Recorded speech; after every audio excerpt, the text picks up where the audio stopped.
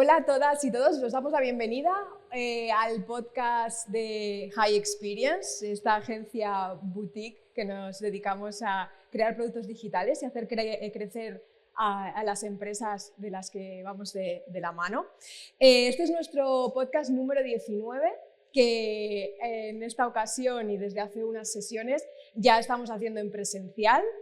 Tenemos aquí un montón de personas que nos están viendo. También será emitido en los diferentes canales de podcast. Y hoy además me hace especial ilusión deciros que lo hacemos en colaboración con unos muy buenos amigos que son de Hero Camp, que además de habernos preparado una pequeña sorpresa que os tendréis que quedar hasta el final para descubrirla, para todos los presentes hoy, nos han facilitado el contacto para tener hoy aquí a este elenco de colaboradores, que son los tres son, ¿cómo os llamamos? Coaches, entrenadores en sus cursos de Hero Camp. Y hoy vamos a hablar de un temazo. Vamos a conseguir que os enganchen los datos, la analítica de producto. A través de, pues de su experiencia, que es bastante amplia. Además están en sectores y en empresas muy diferentes, pero bueno, sin más dilación os dejo que os presentéis vosotros, que os lo vais a hacer mucho mejor que yo. Venga, pues empiezo yo. Pues soy Claudia, soy Lead Product Manager en Little Big Connection, que es una empresa francesa, que somos un marketplace que conectamos a grandes clientes con proveedores de servicios que pueden ser freelancers o consultorías de gran tamaño. Tenemos un marketplace con aproximadamente 400.000 perfiles de suppliers que proveen servicios a estos clientes. Y bueno, pues un gran desafío con los datos. 400.000 suppliers. Sí. Madre mía, este dato no lo sabía yo. Ya empezamos con datos interesantes. Sí. Pues bienvenida y muchísimas gracias por estar con nosotros. Bueno, pues buenas, soy Javi, soy Senior Product Manager en Seat Code. Bueno, quien no conozca Seat Code, pues es el hub digital de Seat y Cupra. Principalmente estoy trabajando en Cupra casi el 90% de mi tiempo, que también me dedico a alguna cosita de Seat, estoy en la página web. Y bueno, ahora estamos trabajando en un contexto de B2B2C, con dealers, con la parte central de venta de coches y también con los usuarios. Así que bueno, estoy un poquito en medio de todo, y bueno, llevo trabajando ya en general el software unos 14 años y en producto pues unos 8 o 9 más o menos.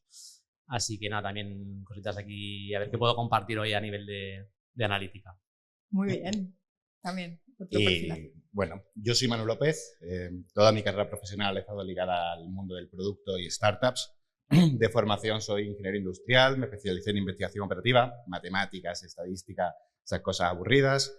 He trabajado en diferentes startups desde Marketplace, SaaS, mucho e-commerce, suscripción, tanto B2B, B2C, y bueno, doy también formación de Hero Camp y en la Universidad de Barcelona.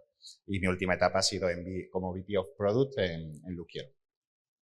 Y mi profesor ha sido también mi coach, mi trainer en el curso de Product Analytics de Hero Camp. Bueno, yo me presento brevemente, soy Laura, soy la responsable de hacer que en nuestra agencia todos nuestros proyectos tengan una visión de producto y de impulsar precisamente esa cultura de datos y esas estrategias que muchas veces pues, los clientes no traen.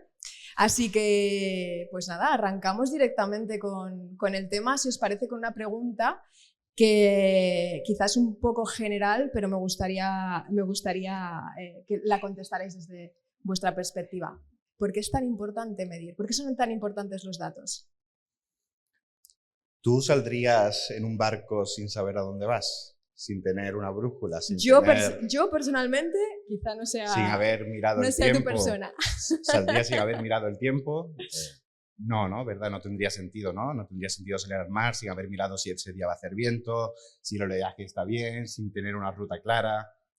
Para eso sirven los datos, ¿no? Para eso sirven las métricas, ¿no? Aunque es importante también no perder el foco y lo importante, o sea, en este caso, tener claro que los datos es un camino para llegar a la meta.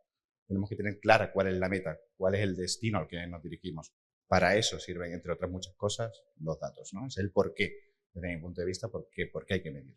Reducir un Sí. poco la incertidumbre, ¿no? Diríamos.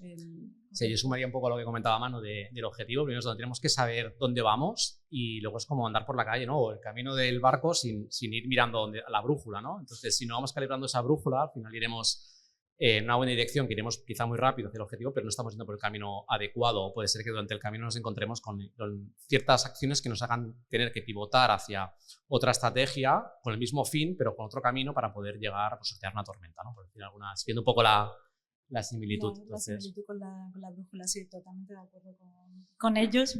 Me acerco para que se me oiga un poquito más. Sí, sin duda para ayudarte a tomar las mejores decisiones, ayudarte con ese objetivo, a iterar y hacerte, para ello te tienes que hacer las buenas preguntas. Sí. Muchas veces hablamos de objetivos que desde el punto de vista también, bueno, en agencia trabajamos con diferentes clientes y nos damos cuenta de que muchas veces no están tan claros los objetivos, ¿no? O sea, a todo CEO, a todo inversor, a toda persona relevante dentro de la estrategia de la empresa, si le preguntamos cuál es su objetivo, dirá vender más, ¿no? Ganar más dinero. Pero ¿cómo se traduce eso a medición en el producto, ¿no? O sea, ¿cómo podemos trasladar esa intención de querer crecer de una forma un poco ambigua muchas veces a un producto digital que tendrá ciertas no sé, variables que no son relacionadas directamente? ¿Qué medimos en un producto digital? Depende de esos objetivos. Sin duda. Hombre, siempre depende del estado del producto, depende del estado de la empresa, depende de la madurez también, bueno, del equipo, pero sobre todo de esos objetivos que te ha marcado la empresa, lo que para nosotros es nuestra brújula, ¿no? Y qué es lo que quieres cambiar en el comportamiento de tus usuarios. Son todo este tipo de preguntas que te tienes que hacer. No sé. Sí, de hecho, esto que comentas es un problema común en las empresas, ¿no? Normalmente todo el mundo quiere al final ganar más o reducir costes, ¿no? Un mayor EBITDA es lo que todo el mundo buscamos, pero hay que tener en cuenta cuál es la estrategia. No sé, bueno, ya lo decía Porter, ¿no? Al final tenemos que discernir entre dónde estamos enfocándonos, en una diferenciación de la competencia o una eficacia, ¿no? Operativa. ¿Vamos a reducir los costes o vamos a innovar? Y eso es parte de la estrategia de la compañía. En cada momento, depende del estado de la compañía, depende del momento en el que te encuentres, puedes apostar más en una o en otra. Pero más allá del objetivo de aumentar el EBITDA, tienes que tener claro cuál es tu estrategia, que te vaya a ayudar a posicionarte en el mercado de forma diferente a tus competidores. ¿Cuál es tu valor añadido? ¿Cuál es tu propuesta única de venta? Y a partir de eso es cuando teniendo claro una estrategia, puede formular unos objetivos, obviamente relacionados con el EBITDA. Para eso tenemos los típicos árboles de KPIs, desde lo que viene desde el revenue, o tienes desde costes y van bajando todas las métricas hasta que llegan a una parte del producto que es la que controla los diferentes equipos, y a partir de ahí empiezas a relacionar esas métricas de negocios con las métricas de comportamiento, ¿no? Porque cuando hablamos muchas veces de analítica de producto, hay que tener en cuenta también que hay un componente psicológico que se intenta de alguna forma modelar el comportamiento del usuario, ¿no? Decía Galileo que las matemáticas es el alfabeto con la que está escrita el universo. Al final, con las matemáticas, con los datos, con las métricas, intentamos modelar ese comportamiento del usuario y entender sus problemas, que ojo, que los números solo nos dicen que hay un problema, pero la parte cualitativa es igualmente importante o incluso más, porque es la única forma que tenemos de encontrar cuál es el problema real que tiene el usuario y mapear ese problema del usuario con una métrica, con una necesidad de negocio y que nos ayuda a posicionarnos en el mercado, ¿no? Son muchas cosas, pero nadie dijo que fuese fácil. Vamos, si os parece bien, a ir a casos un poquito más concretos, ¿no? O sea, está claro que efectivamente las métricas tienen que ir y responder más que nada a saber si estamos cumpliendo con los objetivos, ¿no? Pero vamos a casos concretos, porque claro, no es lo mismo, por ejemplo, un factorial, ¿no? Hablando de nuestros amigos de aquí de Ignit, que medir en, no sé, por ejemplo, en un producto como el que tienes tú, Claudia, el que trabajas tú. ¿De qué depende? Vamos un poco más a aterrizar objetivos y mediciones para que se entienda bien. ¿Os parece? Sí, bueno, yo como lo veo, al final tienes que, valga la redundancia de medir, tienes que empezar a medir dónde estás tú. O sea, cuál es te comentaba antes, Claudia, ¿no? De a dónde quieres ir, cuál es la estrategia de la compañía y cuál es tu producto.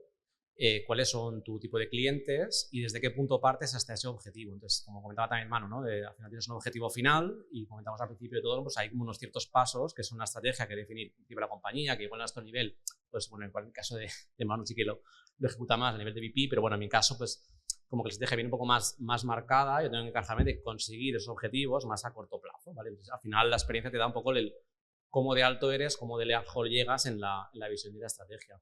Entonces, al final necesitas como ir midiendo cuál es el caso más o menos. Entonces, cuando tú más o menos entiendes tu concepto de B2B o B2C, pues que solamente un B2C te vas a ir a medir mucho más a volumen, te vas a intentar entrevistar con clientes finales, etcétera, entrevistar o hacer research, etcétera, en el caso de Coalides, cuando tengas cierto volumen.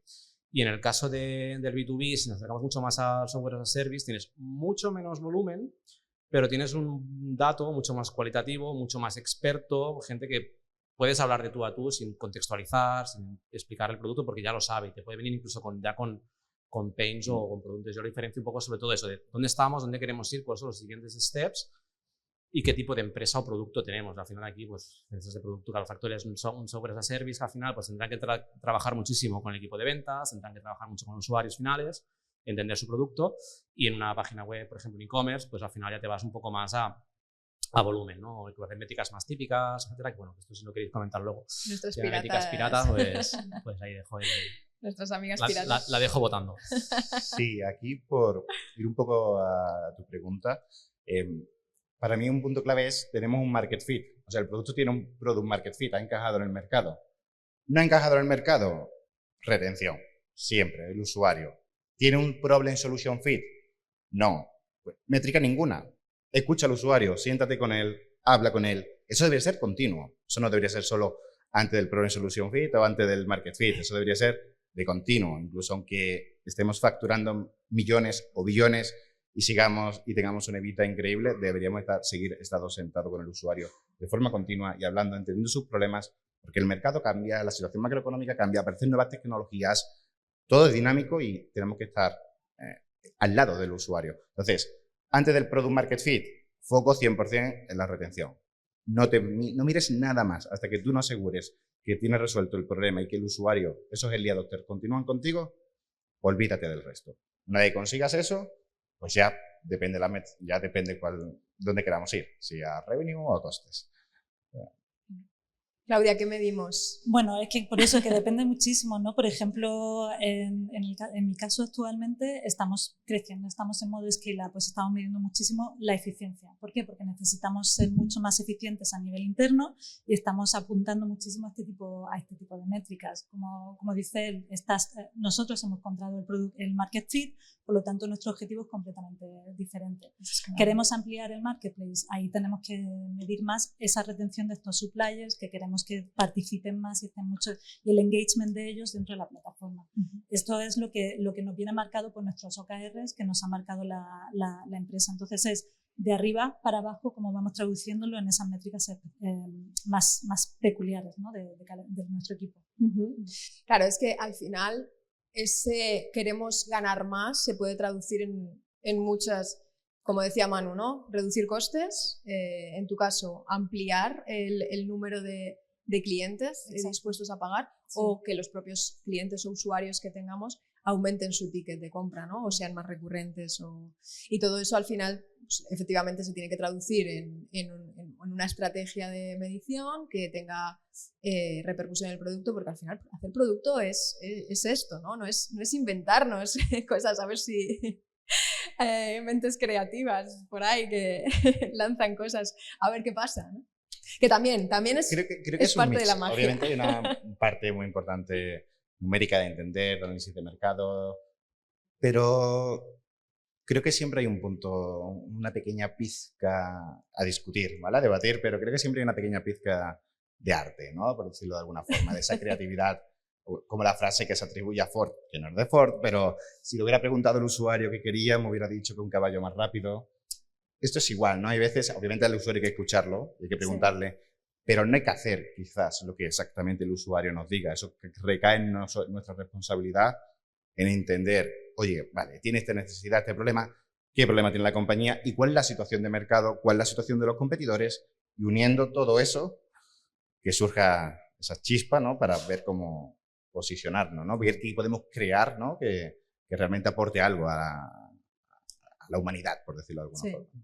De hecho, comentamos antes también del momento de la empresa en la que estás, ¿no? Puedes estar en una empresa que tienes mogollón de oportunidades, empiezas a lanzar mini productos, MVPs, a ver qué puedes lanzar y vas pivotando en el mercado, ya sea con volumen o con research, depende de la situación en la que estés. Y otros casos en los que tengas un producto súper mega maduro, que tengas que intentar buscar pues, cosas nuevas de innovación que ni tu competencia hace ni nada, que quieres diferenciarte o seguir creciendo y expandiendo. Entonces, depende de la compañía, pues, en el momento en que estés en tu producto vas a querer, pues, oye, mira, sí que esto sabe o COD, pues tiro por aquí porque sé que todo el mundo lo hace y sé que funciona, aunque luego tendré que buscar cómo hacerlo mejor que la competencia, pero sé que tengo margen y tengo un nicho que mejorar. Y luego, pues que estés mega saturado en tu compañía, que ya no sepas qué innovar, entonces pues tengas que mejorar, pues tienes que empezar a buscar otro tipo de research. Entonces, al final aquí puedes lanzar ideas al tutum, a ver si un globo sonda, a ver si funciona, o ya ir con ideas más maduras y con más certeras, pero al final lo importante de esto, yo me quedo, es que al final tienes que acabar midiendo todo tu experimento. Al final se trata de experimentar y ver resultados y luego escalarlo. Al final se trata siempre básicamente de ahorrar costes lo máximo posible y generar el máximo de oportunidades que tengas. Y luego eso lo puedes escalar, porque igual detectas una oportunidad que es súper grande, pero no la puedes ejecutar porque no tienes músculo en la empresa o porque no tienes el conocimiento, el know-how, lo que sea, y bueno, pero te da un conocimiento para poder, bueno, te da un cierto margen de maniobra. Es verdad que es exacto en el momento. Muchas veces, por ejemplo, ¿no? En el punto de agencia, que es algo que nos cuesta mucho, ¿no? El pedir datos, el que nos den datos de lo que estamos haciendo, si está funcionando y demás. Y hay uno de los escenarios que más frustra, por ejemplo, a los equipos que estamos más orientados a datos, que es cuando nos dicen, no, es que el objetivo es innovar, ¿no? Es innovar. ¿Cómo medimos la innovación? Porque...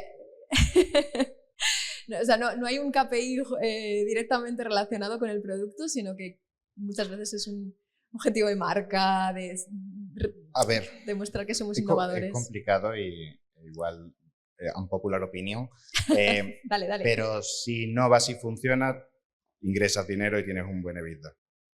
Muy resumido. O sea, cuando de verdad estás innovando, bueno, LLMs, ChatGPT, OpenAI, es una innovación tecnológica, no me conozco su cuenta, su P&L, pero todo el mundo la conoce, es una innovación, todo el mundo habla de ella, se ha invertido millones y millones en la compañía. Si innovas y funciona, el éxito es obvio, ¿no? Una métrica se podría reducir. Si generas ingresos o beneficios, tu innovación ha funcionado. Si innovas y no generas ingresos o beneficios, pues igual no era... O si innovas y no se utiliza, ¿no? Porque sí, ¿cuántas empresas no están lanzando funcionalidades basadas en AI solo porque tienes que poner AI y luego nadie lo usa porque realmente no tiene sentido? El usuario no te lo ha pedido, no estaba esa necesidad. No te va a generar ingresos. Exacto, era más un producto de marketing, ¿no? Que un producto de una necesidad real del usuario. No, al final, yo justo iba a decir eso, que es que te paguen. O sea, que te paguen, pues entonces estás validando de cierta manera que hay un interés y que soluciona un problema. Si no solucionas un problema o tienes una ventaja, nadie te va a pagar por ello. Entonces, con lo cual sí que estás innovando, pero es un poco lo de los globos sonda, ¿no? De vamos a intentar hacer pues, lo mínimo posible de pues, un mock-up, o hay muchas formas de experimentar, ¿no? Que nos puede dar algún indicio de que interesa, y si interesa, pues vamos pasando como niveles, ¿no? De venga, pues validación 1, venga, pues súper sencillo, una página web en no-code o algo así, que ver si la gente quiere pagar. Ostras, mira, van a meter la tarjeta. Venga, pues voy a probar y luego le vas dando cositas. Entonces poco a poco vas escalando con reducción de riesgos. Claro, depende de la compañía. Una persona que quiere montar su empresa, pues lo hará con 2 duros, y una empresa que, pues como ejemplo, SeatCode, que sí que tiene una división de innovación, pues invertirá más dinero. Y saben que pues, muchos de los experimentos van a ser a coste perdido, pero bueno, ya sabes que el riesgo es muy alto y vas a perder el 90% de las veces, vas a perder pasta, pero si consigues una que funcione, pues igual el potencial es muy grande. Lo bueno también de una empresa grande, cuanto más dinero metes, es que la escalación es mucho más rápida. Claro, cuando tú estás solo y empiezas a pivotar, empiezas a validar la idea con amigos, con no sé qué, tal, que igual luego llega una más grande y te dice, pues o te la compra, te la copia, te la escala y ya has palmado. Exacto. Pero bueno, esto es así, ¿no? El business. Es la magia del dato. Yo creo que al final sí, hay cosas, bueno, iremos diciendo, ¿no? Que se pueden quedar de los datos, es un poco esto. Si tienes mucho dinero, puedes permitirte el lujo de Medir menos y arriesgar más. O medir a posteriori, mejor dicho. Sí, Si pero no tienes tanto. sí, yo sigo creyendo que los datos, ganes más, ganes menos, tienes que incorporarlo. Quizás incluso tiene menos sentido cuando ganas menos, matizo, que acabas de lanzar un producto, tienes 10 usuarios, ¿qué vas a medir? O sea, si un día uno no te entra, te cambia la métrica completamente.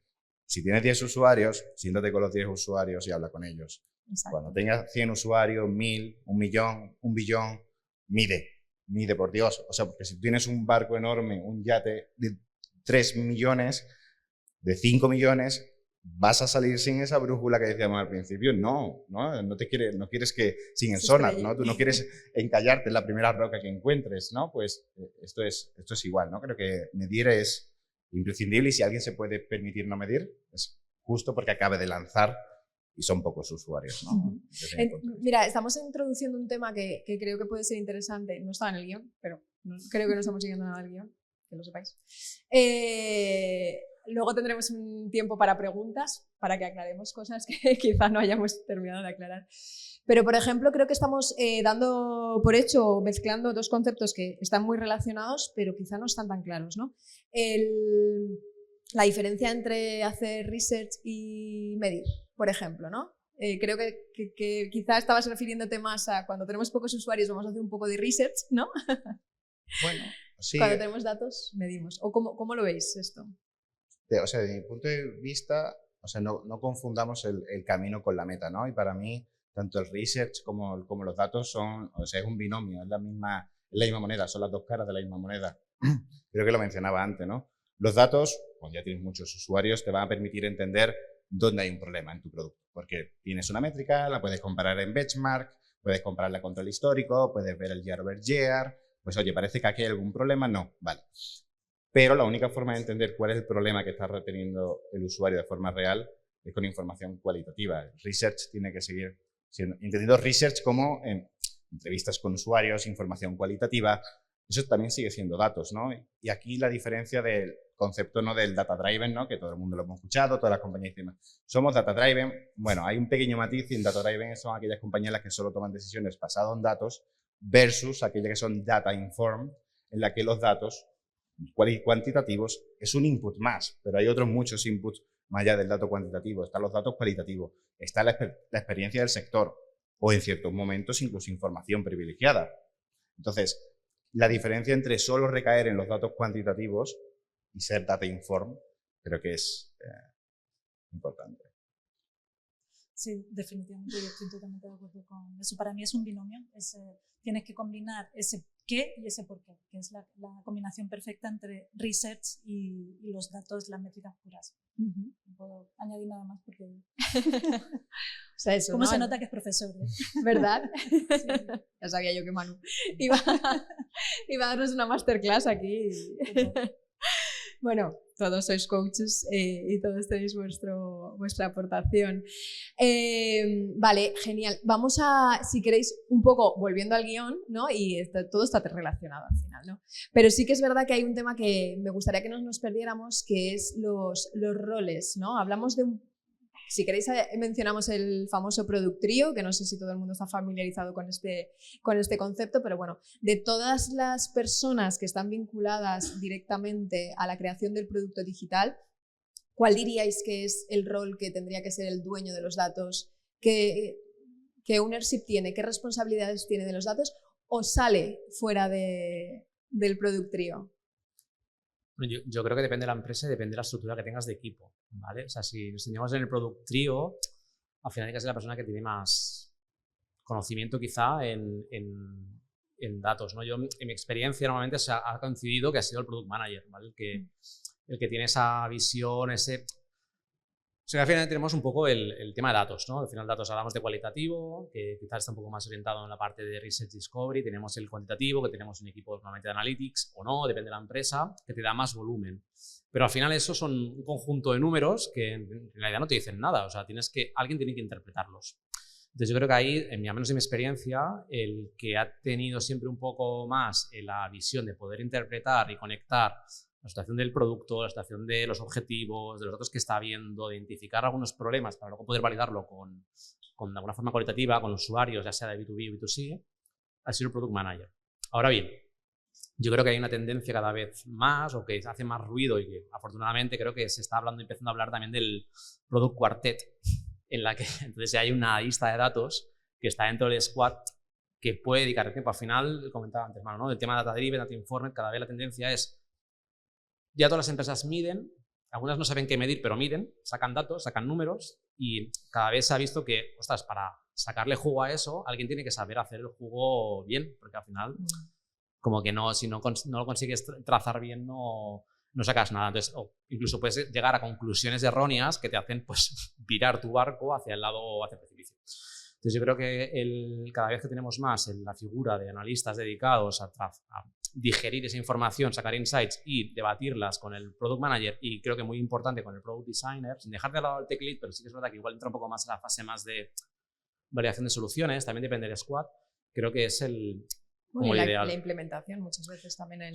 tecnología. O sea, al final, cuando hablas con este equipo, entre comillas, te van saliendo como ideas, ¿no? Soluciones, hipótesis y tal. Entonces, creo que al final la parte de tecnología es muy importante para ver también de todo el conjunto de ideas que hay, posibles iteraciones que puede tener el producto. Volvemos un poco a lo mismo, a ahorrar costes. ¿Cuál es la más sencilla de validar que esa hipótesis que estamos teniendo en función de los análisis que hemos sacado de los datos es la correcta? Entonces, al final, hablamos siempre de lo mismo, hablamos de cualitativo, que puede ser en entrevista de usuario, que te va a decir, como decía House, la serie esta de televisión, te puede mentir, con intencionalidad o sin intencional te pueden mentir, y luego tienes la variación de datos empírica, que al final te los da el volumen. Entonces, hablamos de antes, de cuanto más volumen, es más empírico, con lo cual podemos fiarnos mucho más del dato, pero no... ¿Me entiendes, no? O sea, al final que tenemos que validar el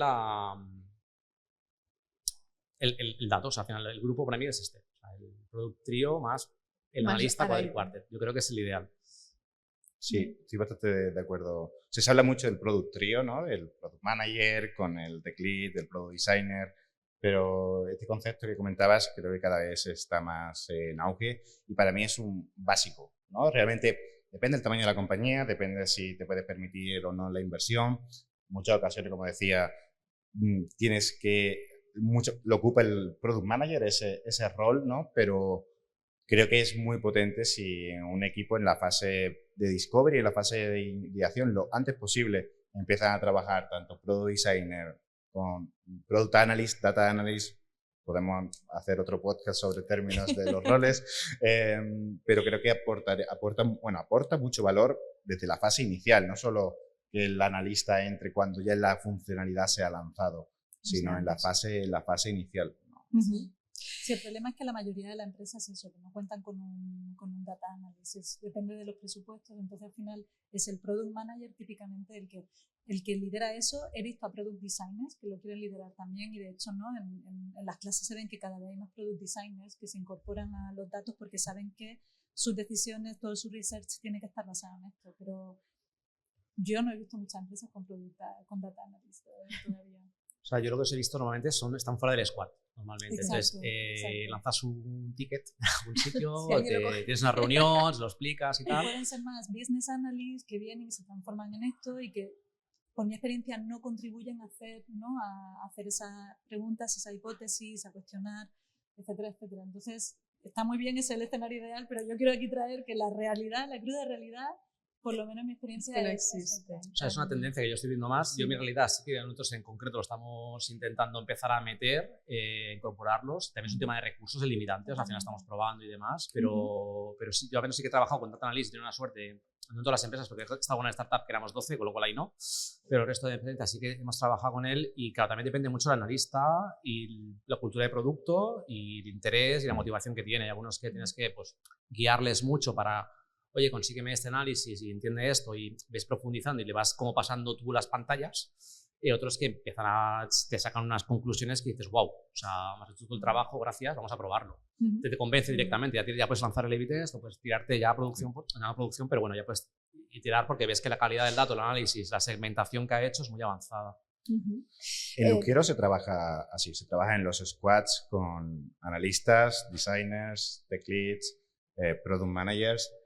Y creo que es una forma que acelera muchísimo el resultado de los buenos resultados de las iniciativas, ¿no?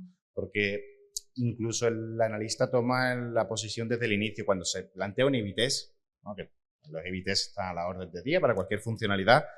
Normalmente, lo que suele ocurrir en muchas compañías es planteamos un A/B test, lanzamos el A/B test, cuando termina el A/B test, cogemos los resultados, vale, ha ganado o ha perdido, vamos a implementarlo. Bueno, deberíamos medir la significancia estadística, es decir, si nos podemos fiar de estos resultados o no. La significancia estadística es una cuestión de riesgos. Si nos podemos creer esos resultados o no, y es imposible el 100%, ¿vale? Todo tiene riesgo en esta vida, todo.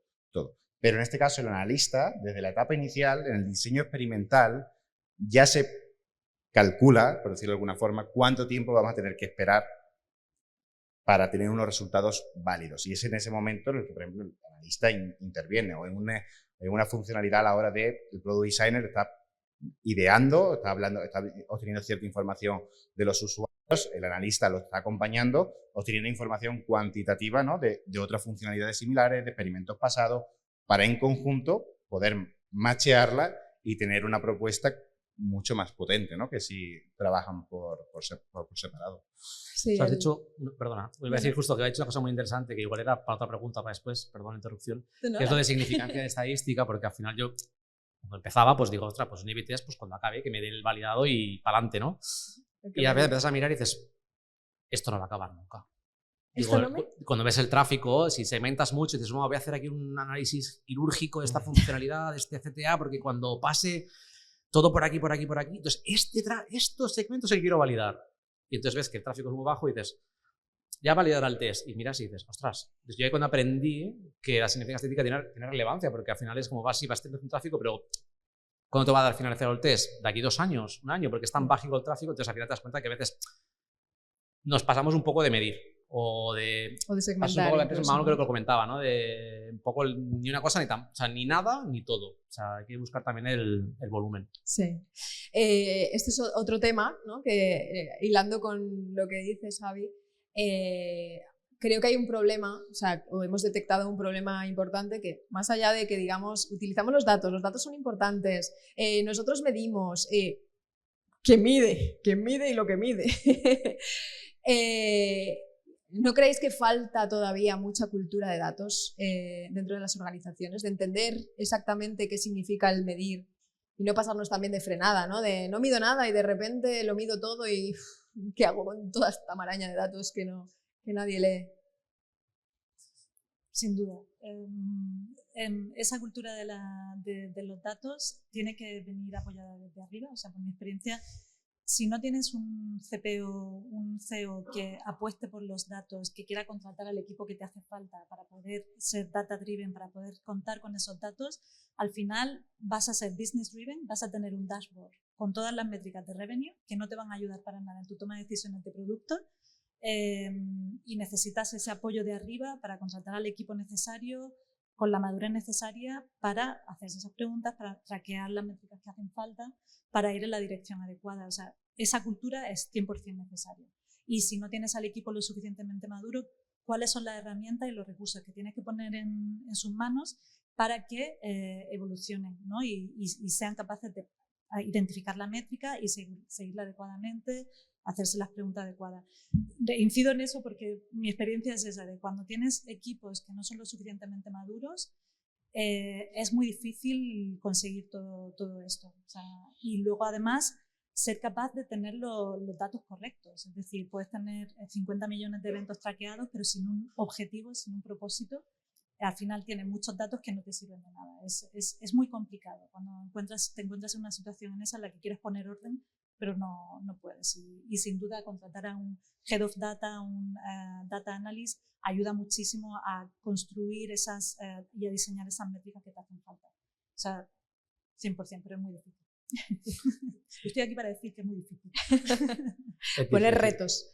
Es difícil. Bueno, yo creo que una cosa que también los culpables aquí los presentes, que a veces cada vez hay más tendencia a data y vamos a hacer data driven, y entonces ya todas las empresas miden y sacan datos.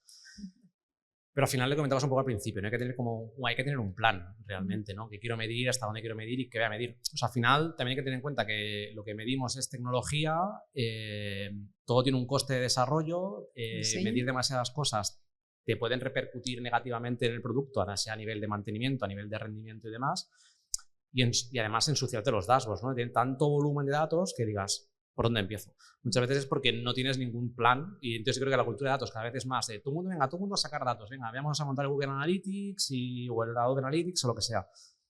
Pero cuando no tienes un tagging plan, no tienes una taxonomía, no tienes una estrategia a medir, si no sabes a dónde vas, no sabes qué plan tienes, con lo cual no sabes qué vas a medir porque no sabes tu éxito, al final vas midiendo, pues, bueno, conversiones, vas midiendo tráfico, que sí, que son métricas que están bien un poco, pero como llamas como más como healthy metric, que no te ayudan a descubrir nada. Si no tienes una estrategia ni un plan de datos, yo creo que es uno de los problemas de culturación, un tema de los temas de cultura de datos en las empresas, que al final estamos midiendo por inercia, porque lo hace todo el mundo. Y creo que este problema no es ya empezar para mí está check, ¿no? Es como, venga, cultura de datos, venga, check. Ya, todo el mundo tiene que hacerlo, pero ahora vamos a hacerlo bien. Esto ya no es tan sencillo como estoy de acuerdo con Claudia, y al final, igual que el software, tienes que hacer una arquitectura de información, el software, necesitas una arquitectura de información para poder luego explotar y escalar estos datos.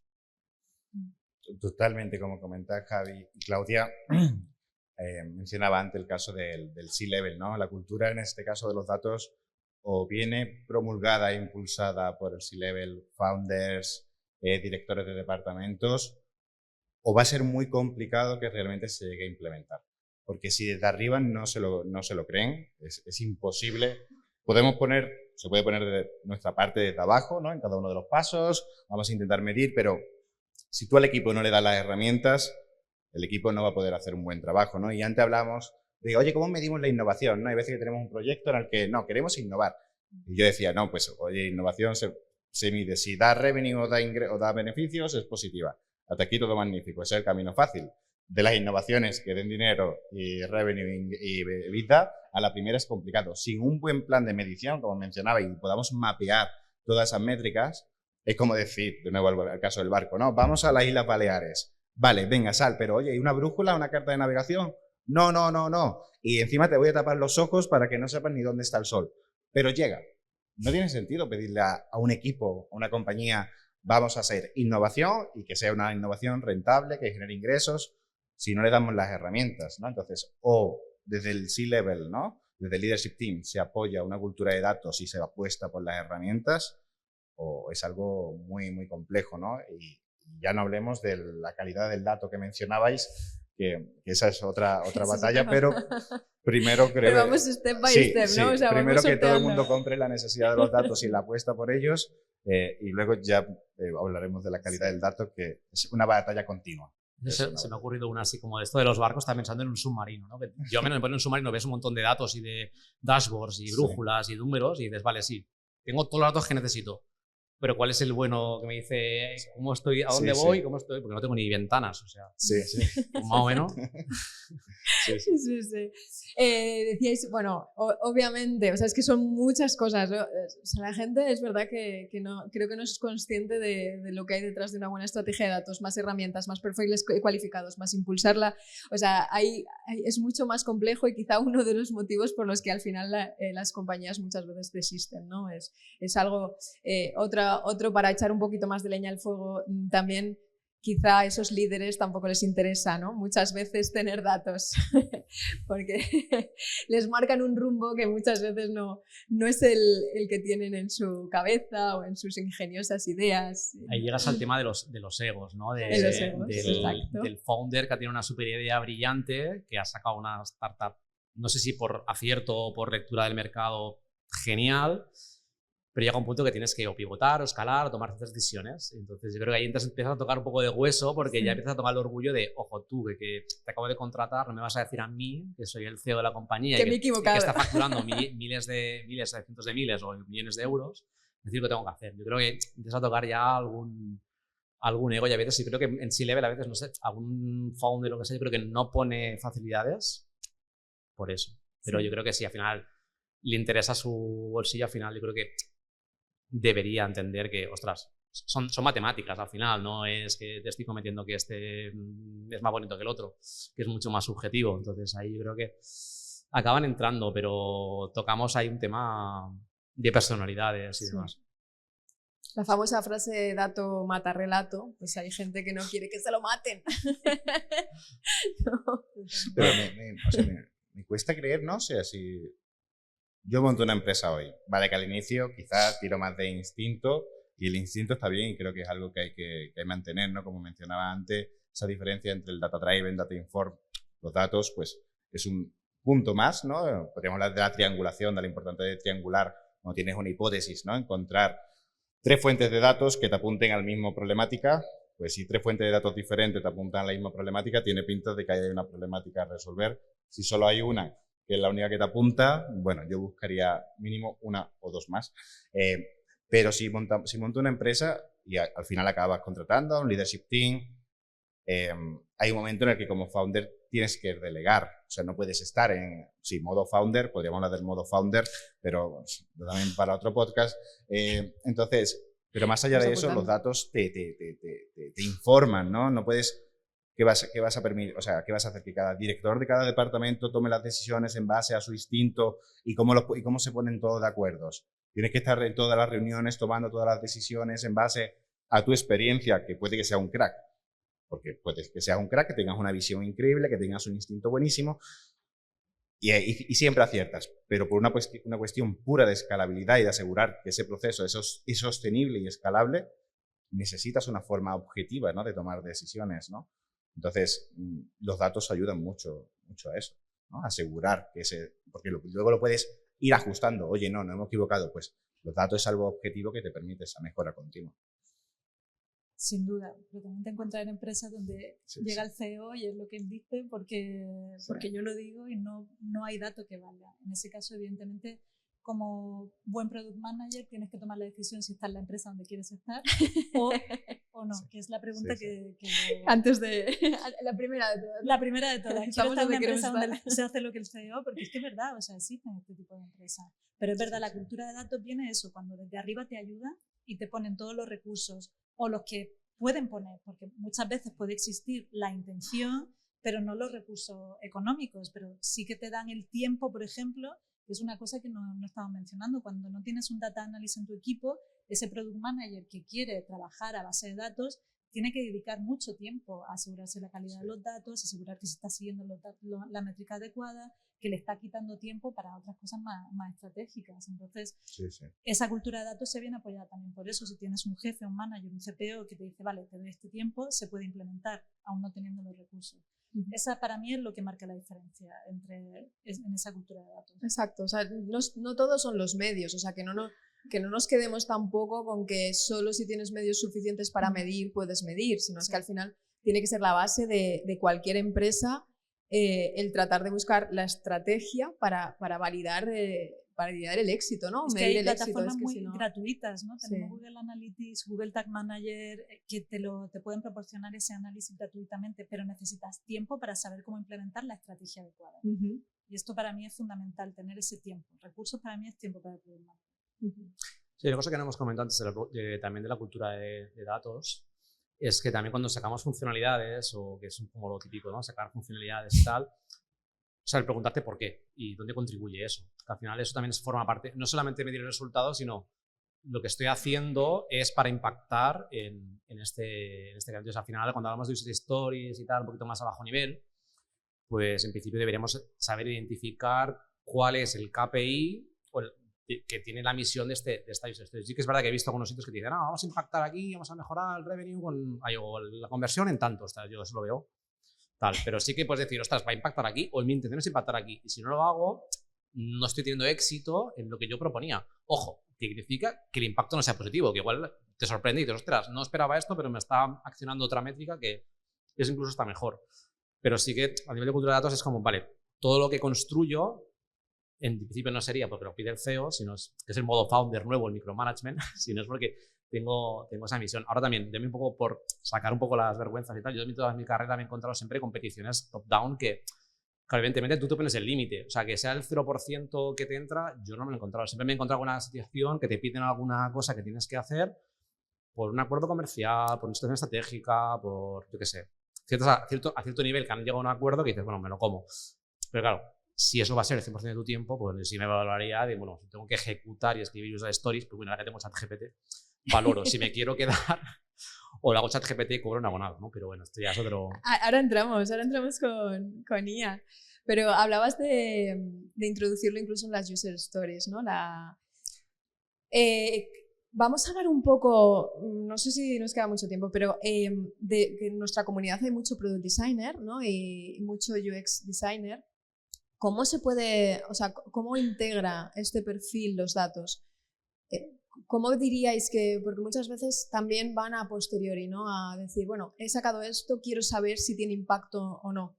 Pero creo, intuyo, y desde mi experiencia, puedo decir que se puede integrar mucho antes. O sea, antes de construir una solución, ya deberíamos de estar pensando en qué se va a medir de esa solución, ¿no? No sé si me equivoco. O sea, para mí sería como, no me voy a extender mucho porque más o menos me he contestado antes, pero para mí sería como parte del éxito, de la misión de esa tarea, ¿vale? Llamamos user story o llamamos tarea, ¿vale? Tampoco quiero entrar en detalles, pero al final tú tienes unos criterios de aceptación que das al equipo de desarrollo y luego dices, bueno, yo como producto, como triada o cuarteto, tenemos una misión que es impactar. Entonces, el product designer, cuando tiene una tarea, pues ya sea, pues, yo qué sé, acelerar la capacidad de que la gente encuentre más fácil, pues, media lista, no sé qué, pues, bueno, pues, yo qué sé, igual la opción es poner un filtro que... Entonces, claro, la misión es mejorar la obtención de resultados, que igual luego ese filtro te da otras mejoras que te pueden ayudar a que, pues, el revenue o los leads se incrementen, ¿vale? Pero que es un KPI como secundario, que no es tu misión principal. Tu misión principal es eso. Entonces, yo creo que al final el Product Designer con el Product Trio, en esa reunión, deberían pensar entre ellos, aunque se dividan el trabajo después en sesiones separadas, luego las pongan en conjunto. ¿Para qué van a hacer eso? O sea, ¿cuál es el objetivo? ¿Y cuándo podrían dar por success esa tarea para mí? Yo no soy Product Designer, sí he llevado a Product Designers, pero hasta donde sé, en el proceso de ideación de una solución, ¿no? Hay múltiples preguntas que vienen a la cabeza, ¿no? Oye, este problema, ¿no? Como ¿qué pasa con el usuario? Si pongo esto aquí o no lo pongo así, o esto, o este edge case, este flujo, no. En todo ese proceso de diseño de la solución surgen miles de preguntas.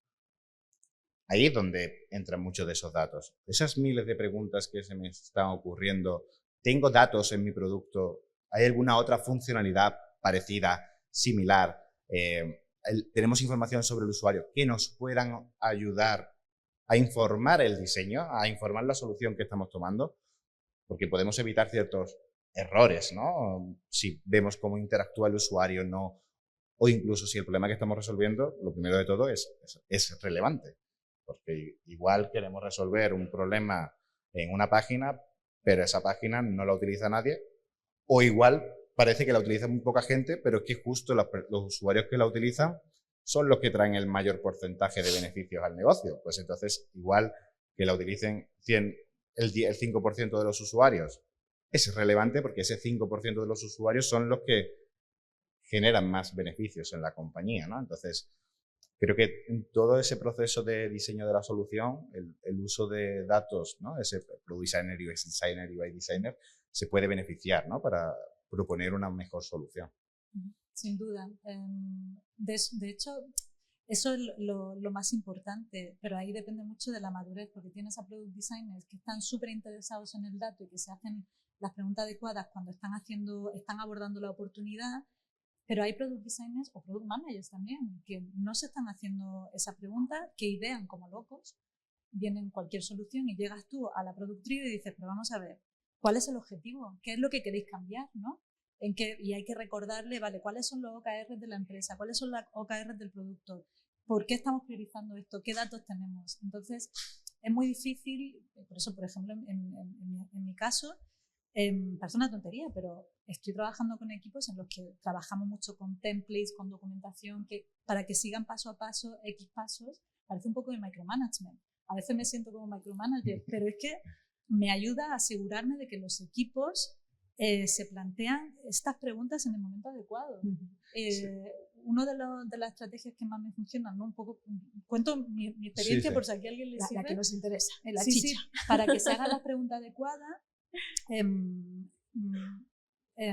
Sigo lo de User Story Mapping y OKRs de Jacob Gosser. No sé si tú lo haces en el curso, porque ha mencionado antes el Story Mapping, pero lo aplicamos con los OKRs, entonces está todo como muy template, en plan, estos son los OKRs de la empresa, estos son los OKRs nuestros de producto, este es el objetivo, estas son las necesidades, todo en un Figma para que no se olviden nunca y hagan un release plan con claramente cuál es el objetivo, a qué usuario queréis ayudar, ergo, cuáles son las métricas y muy importante, ¿cómo vais a medirlo? Porque es que yo me he encontrado con casos en los que los product managers dicen, no, vamos a medir esto a 2 semanas del release. ¿Habéis añadido las propiedades? ¿Habéis añadido los tags? ¿Habéis hablado? ¿Ese tech lead se ha involucrado en esta decisión? Entonces, es añadir muchos checks, ¿no?, en un template para que si tú no estás esa semana, que tu equipo sepas que están siguiendo el framework que tienen que seguir y hacerse esa pregunta. A mí lo que me ha ayudado mucho en mi experiencia personal es darle directamente al equipo la métrica, incluso que sean ellos mismos los que la propongan, ¿no? En los procesos de planificación estratégica anuales o de quarters, ¿no? Se bajan, oye, cuáles son los objetivos principales que tenemos a nivel de compañía, cómo mapean con la estrategia de producto, y a los equipos le damos una guía de vale, hay que mover ciertas métricas, ¿no? Tantos porcentajes. Y el equipo revisa esas métricas, idean y ellos mismos hacen una contrapropuesta de cuáles van a ser los uplifts de esas métricas. Y hay un roadmap inicial. Esa roadmap puede cambiar, un roadmap no es algo que esté escrito en piedra. Un roadmap, aunque sea anual, es como con la información que tenemos a día de hoy, cuál es el mejor camino que vamos a tener durante el año si nada cambia.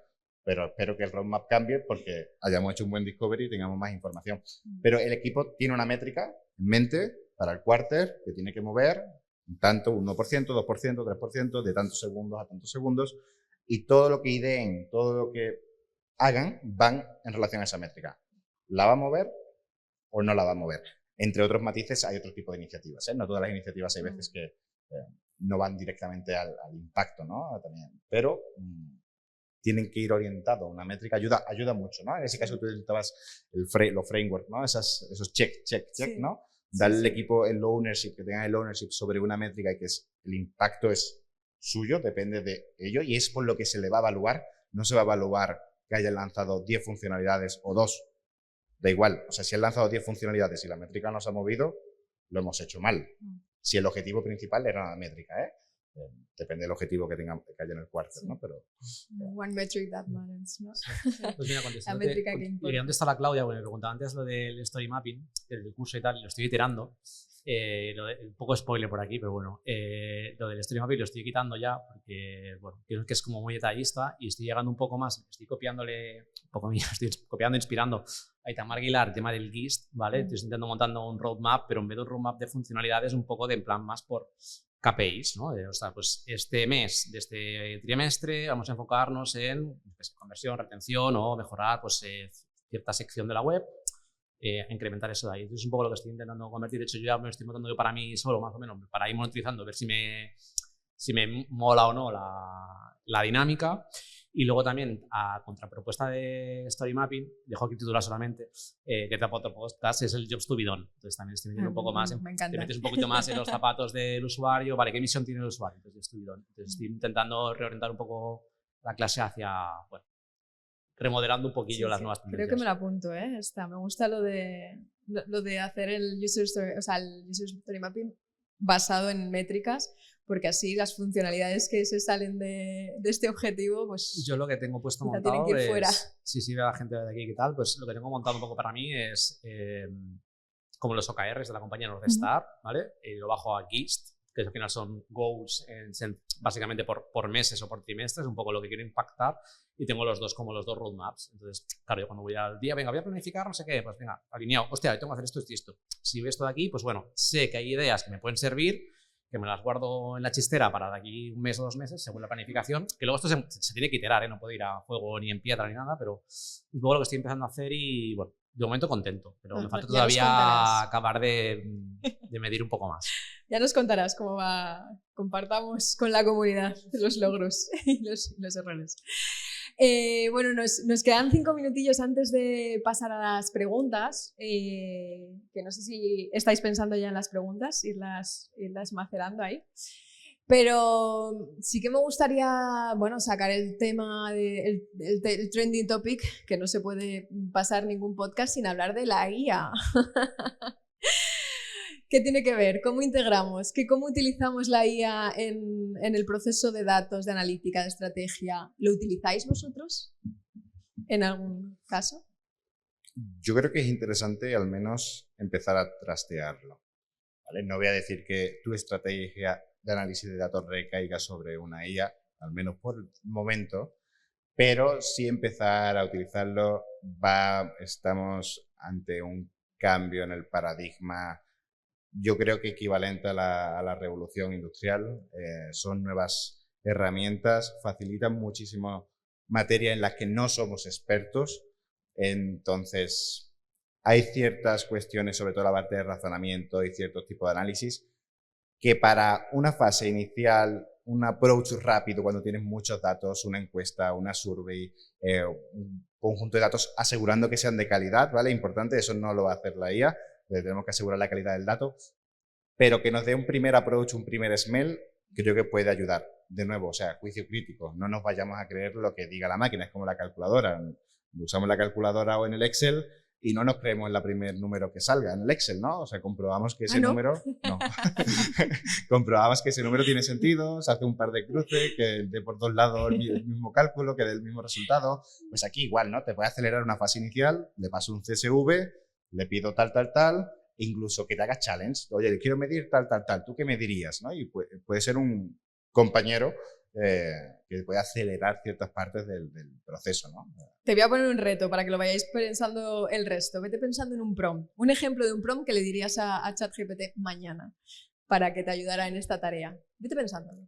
Te lo digo ya si quieres. ¿Ah, ya? Venga, que ya lo tiene.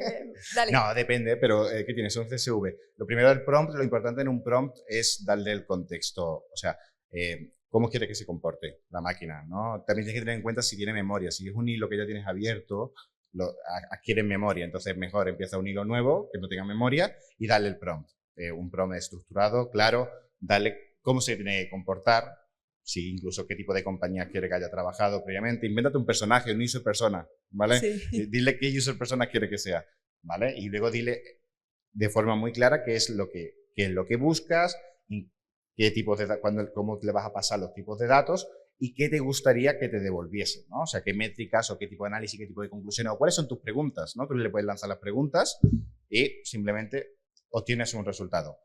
Y a partir de ahí te toca iterar el prompt, ¿no? No hay ¿Por ejemplo? No hay un prompt perfecto. Tienes que ir viendo si resuelve tu necesidad, ¿no? Y prompting engineering, ¿no? Tienes que ir ajustando. No code specialist, printer de prompts. Y en mi caso lo estoy usando poco, más que nada por confidencialidad. O sea, al final estamos, como parte del Volkswagen Group y demás, y tenemos como unos acuerdos muy exquisitos. Entonces no puedo explorar mucho, pero bueno, mi experiencia un poco más a nivel personal y demás, yo coincido un poco. Para mí es un first step, como lo que delegarías a un becario muy potente, pero no me fiaría de los datos. Hoy por hoy yo no me sentiría de las pruebas que he hecho no me siento confiado de los datos que me está dando. Normalmente cuando empiezas a apretar un poco ves que hay cosas inconexas y demás, al menos en mi experiencia, pero sí coincido que, aunque yo soy un poco hater en este sentido porque creo que se le da mucho hype, pero sí que considero que es una herramienta que ha llegado para quedarse y que hay que estar a la última, ¿no? Y aprovechando las ventajas y conocer cuáles son sus debilidades para saber lo que puedes confiar o no de la IA. Y bueno, al final yo creo que al final nos va a ayudar mogollón. O sea, hay tareas sencillas que sí que le delego, pero no, me gustaría explorar mucho más el tema de datos. Sí que a nivel personal sí que exploro un poco más por lo típico de hazme un draft de aquí, sácame segmentos, sácame pues no sé, algún dato pero bastante generalista. Me hubiera gustado explotar un poco más todavía, pero bueno, a ver si estamos ahí trabajando, a ver si tenemos una corporativo con privacidad exclusiva y tal. Bueno, todo llegará. Yo estoy de acuerdo completamente con vosotros. Para mí es como una forma de acelerar, ¿no? Poder procesar muchísimo gran volumen de datos, acelerar los tiempos, una forma de no empezar con un canvas vacío, te propone muchísimas ideas y puedes empezar esa ideación. Pero hay que revisarlo mucho. Yo, por ejemplo, vengo del mundo de la traducción, esto no lo he dicho.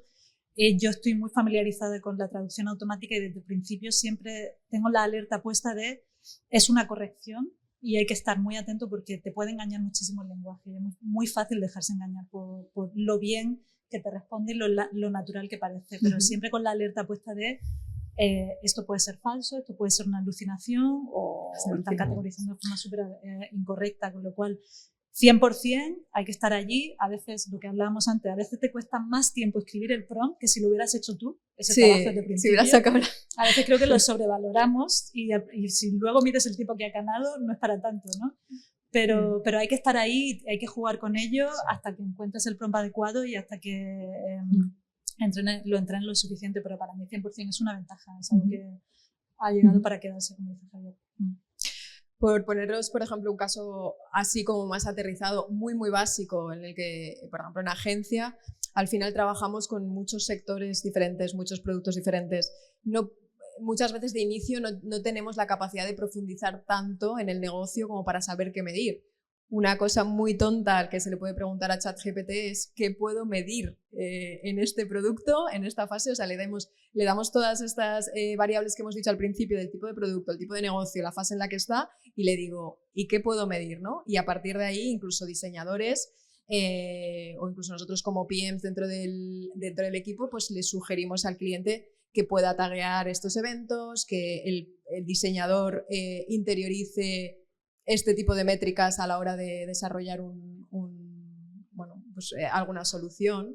Eso sería un ejemplo, ¿no? O lo que estabais diciendo vosotros de subir un CSV, si nos dan unos datos en bruto que no sabemos ni por dónde cogerlos porque no es nuestro negocio, le podemos pedir ayuda a ChatGPT para que nos interprete los datos, ¿no? De hecho, creo que Ravi Mehta, bueno, es un coach de producto, el ex CPO de Tinder, creo que han sacado un MVP que se llama CSV GPTI o algo así, no recuerdo el nombre, pero justo es un producto que hace esto. Sí. Están testeándolo, más te facilita ciertas cosas en lugar de tener que estar tú poniéndole los prompts, ajustando ciertos datos. Entonces, esto es lo que vamos a ver en los próximos 6-12 meses. Se espera que el mercado de la inteligencia artificial se duplique en 2 años. Pase de 250 a 500, es lo que nos queda. Al final yo creo que puede acelerar esa cultura de datos, ¿no? Eso que ahora hemos hablado de muchas cosas, creo que incluso nos hemos quedado en ciertos temas en la superficie porque es muy amplio y muy difícil de digerir y quizás la IA nos puede ayudar a que sea como mucho más soft la entrada porque nos digiere mucho los datos, nos ayuda a interpretarlos, ¿no? Sí, que al final la analítica, ¿no? O sea, tenemos mínimo 4 fases, ¿no? Tiene la analítica descriptiva, que es lo que pasa, diagnóstica, por qué pasa, predictiva, qué es lo que va a pasar y prescriptiva, ¿no? Qué es lo que tienes que hacer para que pase, ¿no? Entonces, obviamente la inteligencia artificial estamos en la fase de la prescripción, ¿no? Te dicen lo que tienes que hacer para que algo ocurra. Las empresas que ni siquiera estén haciendo descriptiva o diagnóstica le van a pasar por el lado. Totalmente. Breve. Totalmente. Bueno, creo que vamos a irlo dejando aquí porque podríamos estar, como siempre, muchas horas hablando de producto y de datos y nos quedaríamos solos aquí poniendo ejemplos. Pero me gustaría saber por aquí si tenemos alguna pregunta que queráis que respondan ellos, no yo. O yo también, pero seguramente os la pueden responder ellos. ¿Habéis pensado alguna pregunta? Hablábamos de lo del barco, de hostia, tenemos la brújula, tenemos todo. Vale, imaginaos que llegamos a la meta, entregamos, delivery, todo perfecto, acabamos el Q, acabamos el siguiente Q, y decimos, hostia, ¿os acordáis de lo que lanzamos? ¿Cómo va? ¿Sabes? Entonces, esto pasa mucho. O sea, yo he estado en productos haciendo delivery y luego al cabo del Q o al cabo de 2 Qs digo, hostia, lo que había lanzado, ¿cómo está funcionando? ¿Ha bajado? ¿Ha subido? ¿Cómo lo solucionáis vosotros? Los de los barcos. Marineros. Yo creo que es un error bastante común, de hecho. No medir lo que subes después. O sea, al final sí que es verdad que cuando subes no puedes medir porque no tienes histórico de datos, con lo cual tienes que esperarte, tienes que acordarte.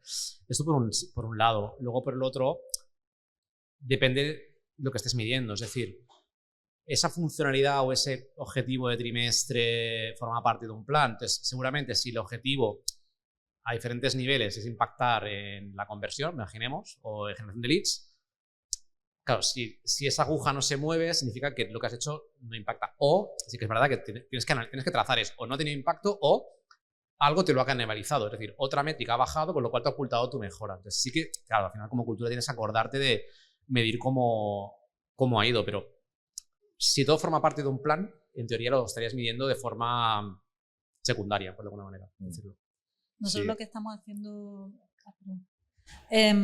a nivel cuatrimestral, hacemos una presentación a toda la empresa del roadmap y hacemos una presentación de los achievements que hemos logrado en los cuatrimestres anteriores y hacemos una recapitulación de los datos presentándolo a toda la empresa de cuáles sí hemos conseguido el objetivo, ¿no? Que es mejorar, en mi caso hago hincapié en la eficiencia interna, ¿no? Pues hemos conseguido ahorrar tiempo, no, pues entonces tenemos que justificar por qué no lo hemos conseguido y cuáles son los siguientes pasos. Entonces hay como una auditoría realmente de la empresa trimestralmente de ver qué hemos conseguido con lo que hemos trabajado en los trimestres anteriores, lo cual me parece bien para hacer responsable a los equipos de lo que lanzan. Tenemos por aquí otra pregunta. Sí, ¿me escucháis bien? Sí. Hablabais antes de la parte cualitativa, ¿no? Y mi duda aquí es cómo hacer buenas preguntas al usuario. ¿Cómo lo hacéis vosotros? Cuando habláis con usuarios, ¿cómo lo hacéis? Yo, en mi experiencia, depende qué es lo que estés intentando resolver cuando hablas con el usuario. O sea, porque puede hacerle preguntas. O sea, depende si estás intentando explorar un espacio de los problemas o estás explorando un espacio de las soluciones, ¿no? Siempre tienes espacio de solución, espacio de problema. El espacio de problema viene antes del de la solución. Cuando está en el espacio del problema, a mí personalmente, ¿vale? No soy el mejor en research, pero a mí me gusta usar entrevistas abiertas, con preguntas abiertas, ¿no? Y tienes un script, tienes un guión, entonces empiezas por algo que no tenga nada que ver y poco a poco vas acercándote al tema que tú quieras, pero sin que el usuario intuya qué es lo que estás intentando explorar, porque igual tú tienes un sesgo y crees que hay un problema, pero no. Entonces, hacerlo de esa forma te permite, en la propia entrevista, explorar otro espacio del problema adyacente que no hubieras considerado. Pero eso es un enfoque cuando estás intentando ver cuál es el espacio del problema, porque quieras utilizar un Value Proposition Canvas para crear un producto nuevo, pero si estás explorando un espacio de la solución y lo que quieres validar algo más de usabilidad, seguiría otro approach más cerrado probablemente, ¿no? Depende un poco de la casuística específica. Voy con una tercera pregunta. Primero, gracias por quizás batallar la lucha de los datos o la lucha de la cultura de los datos. En mi experiencia hay un trade-off a veces muy grande entre la métrica que quiero obtener y lo que me cuesta obtenerla. ¿Cómo hacemos cuando hay una métrica muy clave, pero es muy costoso costoso en esfuerzo, no solo en dinero, ¿no? Llegar a ese dato? Yo no te he entendido muy bien, pero ¿te refieres a la métrica en sí o al objetivo de la métrica? No, hay veces que medir ciertas cosas me puede llevar mucho tiempo porque no es tan straightforward quizás el hecho de recuperar esos datos, ¿no? ¿Cómo tomo la decisión de si vale la pena medir eso o me lleva demasiado esfuerzo? ¿Es de verdad lo que necesitas medir? O sea, está a nivel de compañía, todo el mundo está aligned que esa es la métrica importante. Si es así, automatizad. O sea, automatizad. No, o sea, al final, obtener una métrica, por muy complejo que sea, seguro que un ingeniero te lo automatiza en un ratito con un script y te la saca. Y es darle como mucho en la terminal, tú escribir un comando. O sea, automatizad. O sea, si en algo merece la pena invertir, si ya tienes los datos, es en automatizar cómo obtenerla. Y si no, preguntarle a GPT que te dé un script. Tema de acceso a la base de datos, cuidados. No los paséis por ahí a GPT nunca, pero automatizar. O segmentarla, romperla en varias. O sea, nosotros al final también tenemos algunas, o sea, cómo midimos la user satisfaction de la página web de Cupra, con el tráfico que tenemos y diferente tipo de madurez del producto, ¿no? De cuando cerca estás de vender un coche a la gente que solamente busca información porque es un car fan. Al final lo que hacemos es intentar segmentar y sí que podemos sacar una composición de una métrica que computes. Otras te orientas un poco más en, bueno, pues cojo 5 o 6 KPIs que me pueden dar orientación que yo creo que es lo que me vale y luego un poco lo comenta Manu, ir validando que estratégicamente la compañía tiene sentido. Yo voy a decir lo mismo, si medir métricas que no puedes impactar, o sea, está bien como Hercimetric, pero si no vas a poder impactarla, ¿qué sentido tiene también que estar ahí como enfocado en, venga, esta, si no, pues, yo qué sé, es como el tráfico, ¿no? O sea, si mides el tráfico SEO, vale. Cuando miras todo el tráfico, pues depende de la inversión que tenga marketing, ¿no? Pues al final luego eso te vas bajando de niveles, se complica. Mi consejo sería intentar segmentar o automatizar. De hecho, hemos tenido un reto nosotros a tecnológico con algunas métricas que queremos obtener y al final un data scientist lo ha hecho en una tarde, un Python y te lo saca. Sí, totalmente de acuerdo. Sí, es que no sé exactamente dónde puede estar el coste de medir, ¿no? Pero muchas veces también es un poco coste-beneficio. Si tratar de medir te cuesta mucho más que experimentarlo, pues yo es mi consejo, tírate a la experimentación también, ¿no? Vete cambiando, iterando cosas hasta que llegues a la solución que quieres, aunque no esté previamente tan reducida la incertidumbre como nos gustaría, ¿eh? No sé si te referías un poco a esto. No sé, muchas gracias. Las preguntas. ¿Tenemos otra por aquí? Sí, gracias. Por ahí estaban diciendo, o bueno, de lo que escuché, que si una empresa desde arriba no apoya esta cultura de datos, pues es muy difícil, ¿no? Entonces, digamos que estoy preguntando por un amigo de un amigo. Y no sé si alguno de vosotros habrá estado en una situación así, pero si hay un product manager o un product designer en un equipo con un dominio muy específico y está una empresa como esta, en donde no hay un tagging plan, no hay algo muy claro de cómo sacar esa información, sin embargo tú tienes tu dominio y quieres mejorarlo y quieres llevarlo adelante, ¿qué le sugeriríais vosotros a este product manager o a este product designer? Yo lo que intentaría es ser proactivo e intentar hacerlo para ti. O para ti, bueno, también con tu amigo, perdona. Y entonces, al final tienes un aprendizaje y cuando tengas reuniones con la gente de por arriba, pues ir poco a poco dándole píldoras de, pues mira, este objetivo, esta métrica que sacamos, mira, he visto que tiene este impacto. O intentar explorar con las siguientes capas de más arriba, pues, oye, ¿esto para qué lo hacemos? Y, ostras, pero ya no a nivel, se puede hacer challenge, pero más a nivel challenge es como, plan, ostras, ¿y esto por qué? Hostia, ¿qué objetivo tendríamos? ¿O estamos intentando mejor la conversión o pasar de este paso del formulario al siguiente? Intentar pues, entender de una forma así amistosa cuál es el objetivo y poco a poco ir dándole píldoras de hemos sacado esta funcionalidad y mira qué tal fue, mira cómo, ostras, y poco a poco incentivando. Al final, como comenta Manu, de abajo arriba se puede, pero es una cosa de ir como haciendo pozo, ¿no? De ir impermeabilizando las capas poco a poco, buscando aliados, etcétera. Es una cosa bastante lenta. Por supuesto, lo ideal es como o top-down o una pinza, ¿no? Y yo aquí voy con eso porque yo he estado en esa situación, yo confieso en esa situación y lo que he hecho ha sido eso, buscarme un aliado en el equipo de desarrollo que me implementase el script para instalar Google Analytics o la plataforma más barata o prácticamente gratuita para hacer seguimiento, plantearme yo los OKRs, linkear siempre las oportunidades del roadmap a los OKRs para tener algo que demostrar ante mi manager para tener esta historia que respalde por qué los datos son importantes. Y es algo que es muy lento, muy tedioso y que puede llegar a mucha frustración y llegarte a plantearte, como he dicho antes, si esta es la empresa adecuada para ti o no. Es que al final, si tú quieres hacer bien tu trabajo y resulta que no te dejan, a lo mejor no es el lugar adecuado. Pero yo recomiendo tirar para adelante, ser proactivo, porque eso es algo que tú te llevas, o el amigo de tu amigo.